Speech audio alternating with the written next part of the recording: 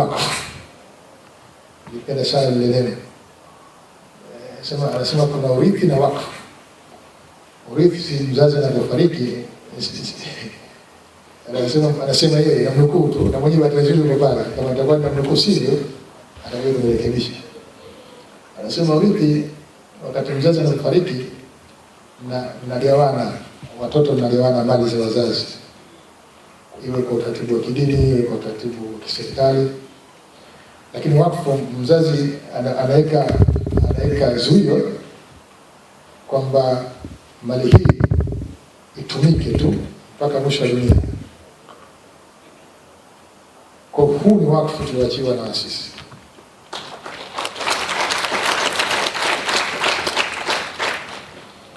Kwa hivyo hatuna budi kuulinda, hatuna budi kuuenzi, pamoja na kuelimisha umma kuhusu siku hii muhimu katika historia ya taifa letu na umuhimu wake katika kuleta maendeleo ya kiuchumi, kijamii na kisiasa katika pande zote mbili za muungano.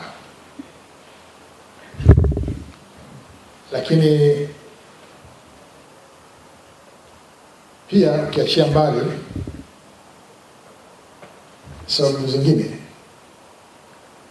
leo katika nchi yetu hii, kutokana na dhana ile ile ambayo watu wanadhani imekuja tu kibahati ya umoja, utulivu wa nchi yetu, mshikamano, ulinzi na usalama wa taifa hili, kufanya Tanzania kuwa ni moja katika nchi ambazo salama, ambazo hazina tabiriko lolote la machafuko,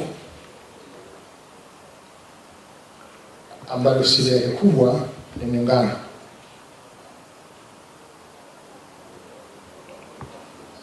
Nilizungumzia utatuzi wa kero, sijui kama nilizungumzia juu ya aina ya muungano wetu ulivyokuwa kipekee, kwa kuzingatia mazingira ya nchi mbili zilizoungana, mazingira ya kijiografia, idadi ya watu na mazingira mengine, yamepelekea muundo ambao unamaccommodate kila mmoja. Kwa Kiswahili fasaha, kwa accommodate yani kama kumhusisha kila mmoja. Na ndio maana hapa ukuti katika nchi hii kuna matatizo ya ukabila, ndio makabila yaliyojaa katika taifa hili. Ukuti ukanda, ukuti mambo ya dini, ukuti ubaguzi ambao unapelekea nchi nyingine kuvunja amani za nchi yao. Kwa sababu kila mmoja amekuwa accommodate. Kama ni shughuli za kisiasa, kila mmoja ana fursa ya kushiriki. Kama ni fursa za kiuchumi, kila mmoja ana fursa ya kushiriki. Kwa hiyo ni mambo ambayo vijana lazima mjue na kuyaenzi. Na sisi tunaendelea kuchukua kwa wazee wetu, wengine wamekuja hapa. Tunakushukuru sana kwa kuja. Sisi viongozi wa sasa hivi tumeyachukua, na nyinyi mmeyachukua, nyinyi ndio viongozi wa baadaye.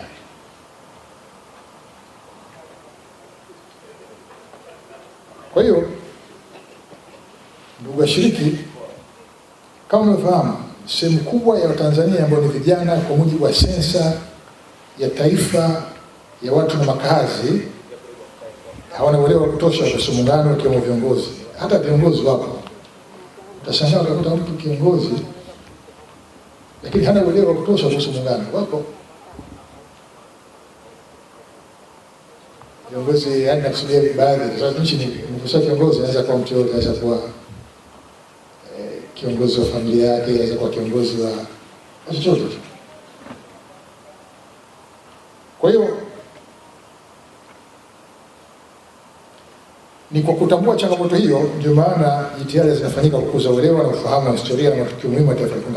Kongamano hili linafanyika mahsusi kukuza uelewa wetu kuhusu muungano, pamoja na kuenzi mambo yote muhimu waliofanya waasisi wetu, ikiwemo kujenga uzalendo kupitia nyenzo za muungano na kutambua mafanikio yote yaliyopatikana kutokana na muungano huu katika nyanja mbalimbali.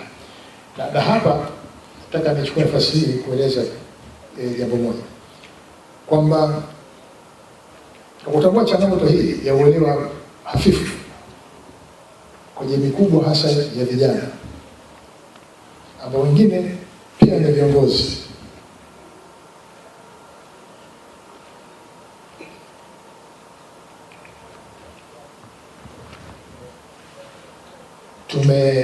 Wizara ya Nchi, Ofisi ya Makamu wa Rais imedhamiria kwa kuanzisha niseme au kuendeleza au kuboresha kupitia mkakati kabambe wa utoaji wa elimu ambao sasa hautasubiri matukio ya Muungano. Tunapomaliza sherehe za Muungano mpaka tutakapokuja nyingine, itakuwa ni mwendo wa elimu.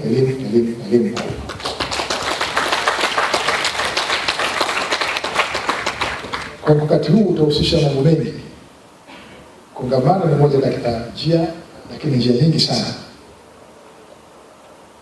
Ziko njia tutatumia zitalenga marika hasa ya vijana, kugusa shughuli na mambo ambayo mnayapenda. Tutapitia huko. Kwa hiyo hili tumeona la msingi sana. Ninashukuru sana kwa kulipongeza hilo kwa kupiga makofi.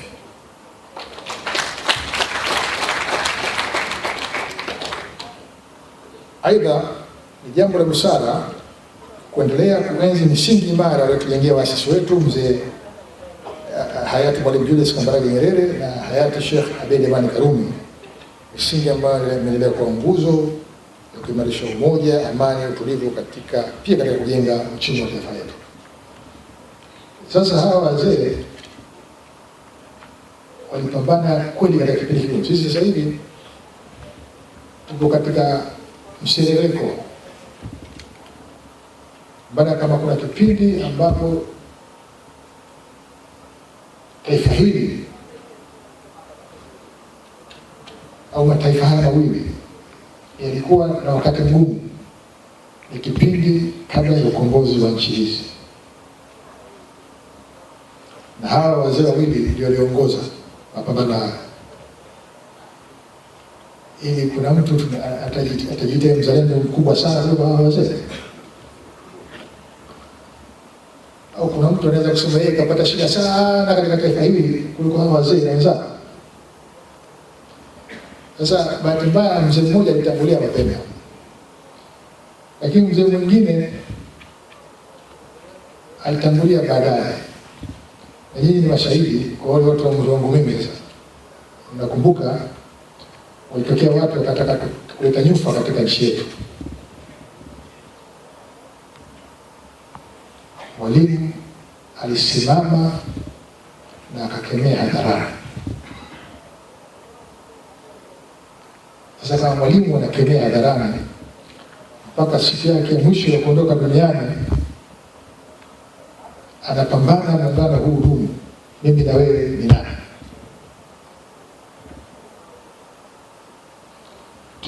Mimi na wewe tuna kitu gani cha kusema kwamba tulikifanya kuleta ukombozi wa nchi hii?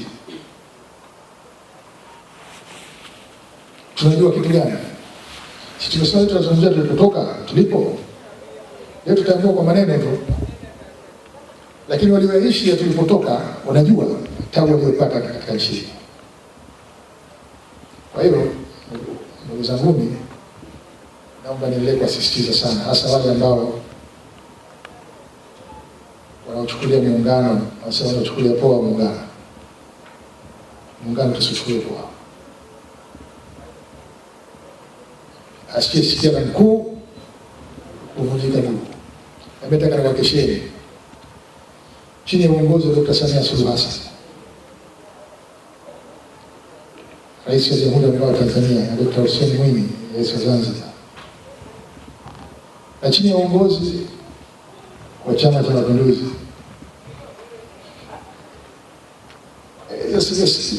Katika hilo wamejipambanua CCM. Hawana siri. Wengine si waseme imani sijui, mimi naizungumzia chama changu mimi.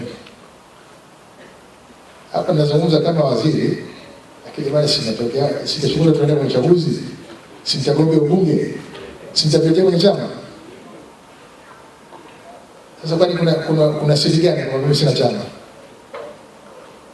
Nachosema tu ni kwamba najaribu kukoleza kuonesha hiyo muhimu wa jambo hili, na kwamba nawapongeza vyama vyote vya siasa ikiwemo vilivyokuja hapa, maana wasije kuja hapa kama hawapo.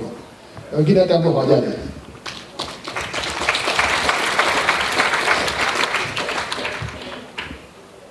waendelee hivi hivi. Ikiwa mtu ameamua kuchagua chama kingine, lakini huu ndio tunu ya taifa, huu ndio msingi wa nini, wa nchi yetu. Tunapaswa sote bila kujali vyama vyetu tuungane pamoja kulinda muungano huu.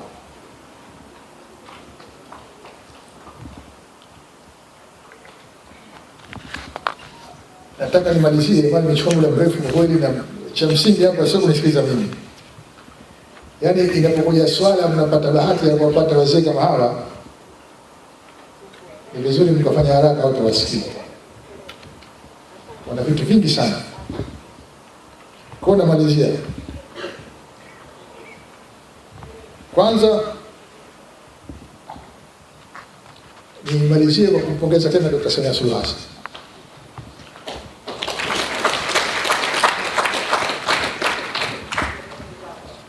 Kwa kuibua falsafa ya maridhiano, kustahimiliana, kubadilika pamoja na kujenga upya ama 4R, ambayo ni daraja la kutuwezesha kuendelea kujenga, kuimarisha zaidi muungano wetu. Kwa sababu hizi falsafa za 4R zinaimarisha kile ambacho kilikuwa ni dhamira ya muungano, kujenga umoja wa kitaifa, ushirikiano, mapenzi na udugu bila kujali tofauti zetu za kiitikadi. Kwa kupitia falsafa hiyo mambo mengi yamefanyika, ikiwemo mapitio mfumo wa kijinai, uhuru wa kujieleza umeimarika, vyama vya siasa kufanya shughuli zao kwa uhuru, mazungumzo, ushirikishwaji, mabadiliko kwenye sheria ya uchaguzi, sheria za vyama vya siasa, sheria za tume za uchaguzi. Sasa Mama Samia na majina mengi, tukimwongezea na mama mageuzi tutakuwa tumekosea. Mama reforms katika nyanja zote. Na hayo yalipelekea leo tukaona uchumi wetu unakuwa kwa kasi. Tulitoka katika kipindi kigumu sana, kama unajua, cha uviko, kapelekea nchi nyingi za dunia kuyumba. Lakini ukiangalia takwimu za mwaka mmoja uliopita, kati ya 24 mpaka 25, unaona uchumi umepaa kutoka katika 5.1 mpaka 5.6.